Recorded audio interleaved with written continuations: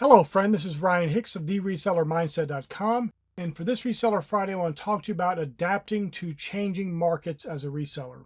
In Reseller Friday number 80, I talked about Poshmark suspending people for delisting items. And I explained the actual rule and how it was really being applied, because some people had a lot of misconceptions about it, that if you just took one thing down and delisted it and relisted it, you're going to automatically get suspended, which could happen. In some people's cases, they claimed it did.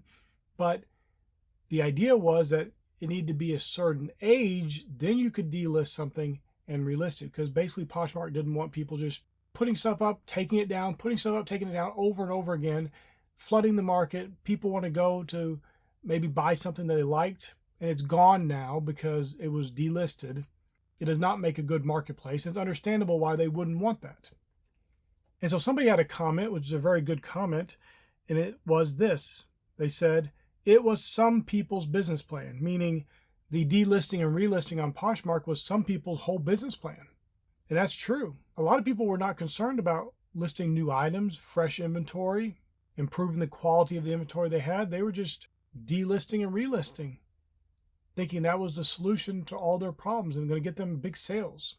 Now, obviously, it does work to some extent, but now that the marketplace has changed the rules, you can't do that anymore. But I want to say something very important about this. This is why it's so important that you are running a real business and not treating it like a hobby, not just doing things the easy way at all times. I'm not saying to do it hard for no reason, but sometimes some things are hard and you do the hard things even if you don't want to do them. The delisting or relisting idea was a lazy, easy way to try to get sales from people who don't want to put the work in of actually going and finding more inventory and listing that new inventory and getting more sales. I'm not talking about people who wanted to delist old stale inventory. That's a completely different issue. We're talking about people who the items were up for a couple days and they delist them and relist them. That's not a business model. That's a terrible way to run your business, and it's very lazy, quite frankly. We need to be adapting, and we can't be lazy because the marketplaces are changing. AI is coming up. It's going to start making things a lot more difficult for people who are lazy, and it's going to make it easier for those of us who are not. Those of us who are willing to put the work in. Those of us who are willing to find the good quality items to list. But for those people who are just on this idea of just doing the least amount possible to scrape by, it's going to be hard for them. But it's been hard for those people throughout all of history. If you just do the least amount, the bare minimum, and you don't put forth extra effort, you're not on that narrow road, which is the road of doing the most you can, being the best you can possibly be, you're going to have a hard time in life. To those who are indolent, they look at that path, they look at people who are ultra successful and all the hard work they're putting in, and they think that's too hard. The reality is it's too hard to be that lazy person who's not adapting, to be that lazy person who's just calling it in, to be that lazy person who's doing the bare minimum to get by. That is a hard life. It's way harder than doing a little bit of extra work every now and then that they don't want to do. And so I must emphasize, you got to adapt, and it's going to take some hard work. It's going to take learning. I know resellers who have been reselling for decades and they're still on the old way of doing things. And they're failing miserably. Not because they couldn't do well, but because they're refusing to learn and adapt and grow with the marketplaces and make the changes that need to be made. There are people today getting suspended on Poshmark today, even after everybody knows about what's going on, because they refuse to learn, they refuse to adapt, they're stuck in their old ways, and they're learning the hard way. Some of them are going to lose their livelihood on those marketplaces because they refuse to learn, because they refuse to adapt, because unfortunately they're being lazy. Now I get it. If you come from an employee mentality, you always worked for somebody else for your entire life, you're kind of used to people telling you what to do, how to do it, the way we do it here and this and that. You don't have to really think. But if you're going to be an entrepreneur, and being a reseller is being an entrepreneur, even though a lot of people make it look bad, if you're going to be a reseller, being an entrepreneur, you're going to have to learn. You're going to have to grow as a person. You're going to improve your character.